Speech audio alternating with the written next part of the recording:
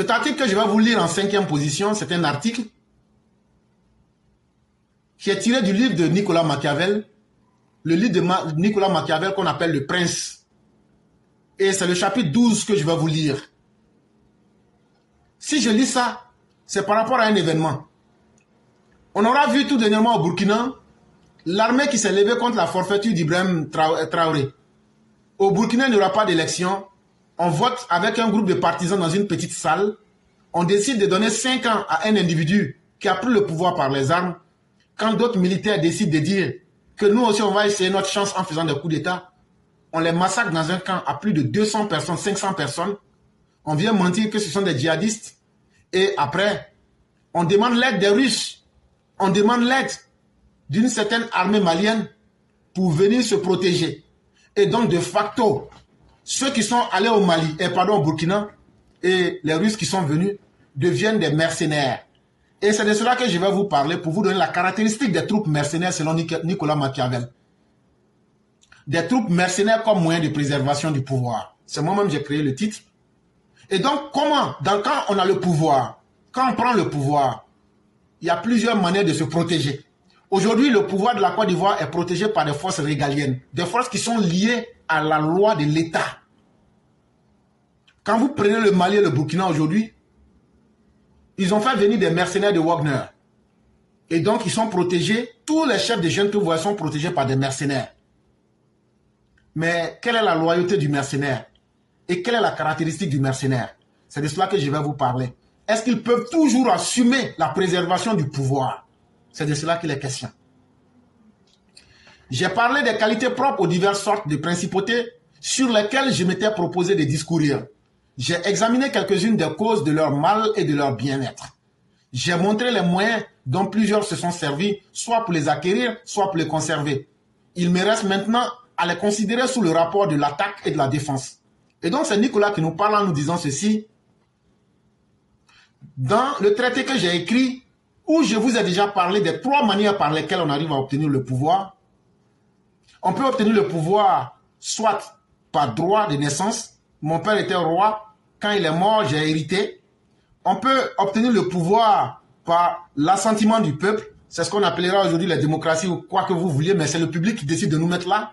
Comme on peut aussi décider de prendre le pouvoir par la ruse, comme le coup d'État. Tout ça, la ruse, tout ça, c'est la violence. Et donc, voilà les 3 manières d'acquérir le pouvoir. Il dit, après vous avoir parlé de cela, j'ai examiné aussi les causes de leur mal et de leur bien. Une fois que ces pouvoirs-là gênent, quel que soit le type de pouvoir, je vous ai aussi dit les causes qui font que le pouvoir va mal se comporter, ou même les choses iront mal pour le pouvoir, comme aussi ce qui fera qu'ils peuvent se renforcer. Il dit aussi qu'il a montré plusieurs moyens dont certains se sont servis pour acquérir ou pour conserver le pouvoir. Maintenant, il reste maintenant de savoir comment, quel sera donc le rapport qu'il faut considérer pour pouvoir défendre ce pouvoir-là ou bien attaquer ce pouvoir-là. C'est de cela que nous allons parler. J'ai ci-dessus combien il est nécessaire à un prince que son pouvoir soit établi sur de bonnes bases, sans lesquelles il ne peut manquer de s'écrouler.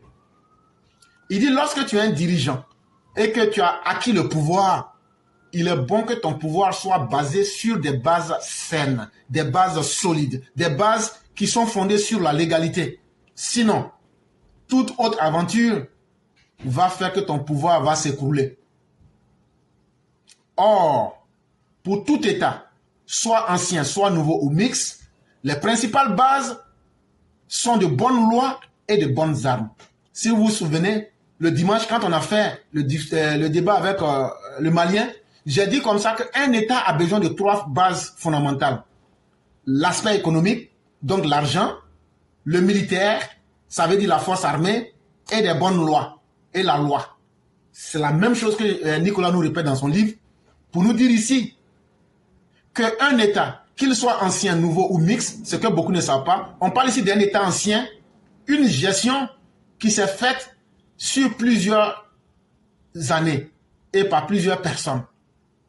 Par exemple, une royauté, c'est un pouvoir ancien. Les pouvoirs nouveaux ici, ce sont les pouvoirs qui ont été acquis et qui sont en phase d'expérimentation. Et donc, peut-être, c'est nouveau pour le peuple. Ou même les pouvoirs mixtes, quelqu'un peut être là, mais on a fait un petit coup d'état en bas, et puis la royauté est là, mais on a placé quelqu'un d'autre. C'est ce qu'il appelle ici le pouvoir mixte.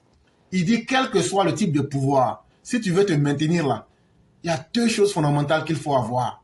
Il faut avoir des bonnes lois et des bonnes armes. Ça veut dire quoi? Il faut avoir une loi qui est respectée et il faut avoir une armée qui est solide et qui est basée aussi sur les fondements de la loi.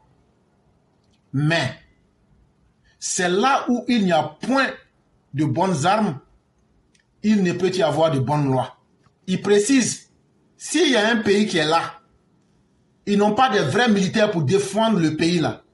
Il n'y aura pas de bonnes lois dans ce pays. C'est pourquoi quand vous regardez les pays de l'AES, il n'y a pas de loi. Au contraire, il y a de bonnes lois là où il y a de bonnes armes. Ce n'est que des armes que j'ai ici dessein de parler. Il dit par contre, les pays où le droit, la règle est imposée, dans ces pays-là, vous voyez aussi que les militaires aussi sont puissants. Et il dit ici, c'est de cela dont il va parler, les pays qui savent utiliser les bonnes armes. Je dis donc que les armes qu'un prince peut employer pour la défense de son État lui sont propres. Ou sont mercenaires, auxiliaires ou mixtes, et que les mercenaires et les auxiliaires sont seulement inutiles, mais même dangereuses. Il dit, lui ne donne pas de leçons à quelqu'un ici, pour dire voilà ce qu'il faut faire. Il dit, mais une chose est évidente, celui qui est un dirigeant, qui veut diriger son pays, doit prendre le temps de se donner les moyens qu'il veut. On ne peut pas dire à quelqu'un, il ne faut pas utiliser les mercenaires, il ne faut pas utiliser ton armée, mais il y a une chose qui est évidente, si tu utilises des mercenaires, tu utilises des auxiliaires ou des mixtes qu'on appelle des proxys. Ici, par exemple, dans le cas du Burkina, du Mali, Wagner sont des mercenaires. Les auxiliaires, les VDP, les Ambassadou et autres, au Mali et au Burkina, ou bien on essaie de faire un mixage des deux, c'est ce qu'il appelait ici les mixtes. Une partie armée, une partie mercenaire ou auxiliaire, c'est ce qui donne les mixtes. Il dit, une fois que vous vous basez sur cette catégorie d'individus, non seulement elles vous seront inutiles, mais elles seront encore dangereuses. Le prince, dont le pouvoir n'a pour appui que les troupes mercenaires, ne sera jamais ni assuré ni tranquille. Il dit, une fois que quelqu'un bâtit son pouvoir, en utilisant les mercenaires comme moyen pour assurer la garantie, la sécurisation de son pouvoir, cette personne crée elle-même les conditions de ne jamais être en paix, de ne jamais être assuré d'être en sécurité et de ne jamais être tranquille dans son esprit. Car de telles troupes sont désunies, ambitieuses, sans discipline, infidèles, hardies envers les amis, lâches envers les ennemis. Parce que ces troupes-là, que vous les appelez Ambassadou, que vous les appelez VDP, que vous les appelez Wagner, que vous les appelez quoi que vous voulez, ce ne sont pas des troupes qui sont unies. Puisqu'il n'y avait pas de règles, il n'y avait pas de loi. C'est dans le désordre que vous les avez mises sous pied. Et donc, leur règle de fonctionnement sera le désordre. Et donc, ces forces-là seront toujours désunies. Mais, en plus de cette désunion, ce sont des forces qui sont ambitieuses. Elles se disent, mais si nous, on est là aujourd'hui, ça veut dire qu'on vaut quelque chose. Et donc, là, elles vont vouloir toujours s'imposer à celui qui les a employés. Mais cela se passe dans quel contexte? Dans l'indiscipline et aussi dans l'infidélité. Elles vont toujours chercher là où elles peuvent gagner plus. Et quand vous les voyez, quand ils attrapent un pauvre citoyen, ils sont durs avec leurs amis, mais très lâches quand les troupes ennemies sont en face. Allez au Mali, regardez combien de fois les Wagner se font canarder.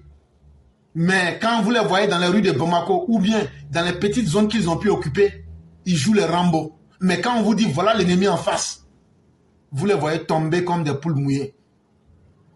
Mais il dit encore qu'il y a quelque chose qui caractérise les forces mercenaires. Elles n'ont ni crainte de Dieu, ni probité à l'égard des hommes.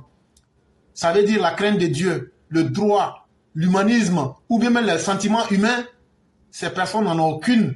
C'est seulement l'argent qui les intéresse. Et donc, aucune règle de bonne moralité vis-à-vis de l'humain. Le prince ne tardera d'être ruiné qu'autant qu'on différera de l'attaque. Et donc, ce n'est qu'une question de temps.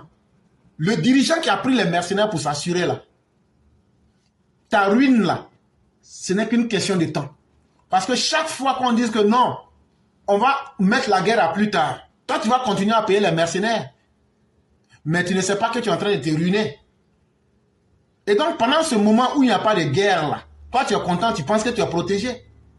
Pendant la paix, il sera dépouillé par ces mêmes troupes. Les salaires que tu leur donnes là, ils sont en train de te dépouiller. Et ils vont toujours demander plus. Et donc là, et eux, leur intérêt, c'est qu'il n'y ait pas de violence. Ils n'ont pas le courage d'aller affronter les djihadistes. Donc là, ils vont te dépouiller en période de paix. Mais pendant la guerre, il le sera par l'ennemi. Ce que tu donnais aux mercenaires là, en temps de paix là, quand la guerre va s'imposer à toi là, c'est l'ennemi qui va t'arracher ça. Parce que les troupes que tu avais là n'étaient tenues que par l'argent. Et donc, pas par une conviction de mourir pour quelqu'un. La raison en est que de pareils soldats servent sans aucune affection et ne sont engagés à porter les armes que par la légère solde, motif sans doute incapable de les déterminer à mourir pour celui qui les emploie. Ils veulent bien être soldats tant qu'on ne fait point la guerre. Et donc ces mercenaires ne viennent pas pour mourir. Ces mercenaires viennent simplement pour se faire de l'argent. Et pour se faire de l'argent, il faut être vivant. Et pour être vivant, il faut qu'il n'y ait pas la guerre. Et pour qu'il n'y ait pas la guerre, il faut toujours inquiéter celui qui les a employés. Et demander plus. Et l'objectif n'étant pas de mourir, c'est de retourner les poches pleines avec de l'argent. Mais sitôt que la guerre vient, qu'elle arrive, ils ne savent que s'enfuir et déserter. Et donc, ça ne servira à rien. Ce que Ibrahim est en train de faire au Burkina aujourd'hui, ça ne fera que polir la détermination de l'armée burkinabé, qui se sent aujourd'hui insultée, humiliée, vilipendée. Et elle ne se laissera pas faire, ce n'est qu'une question de temps.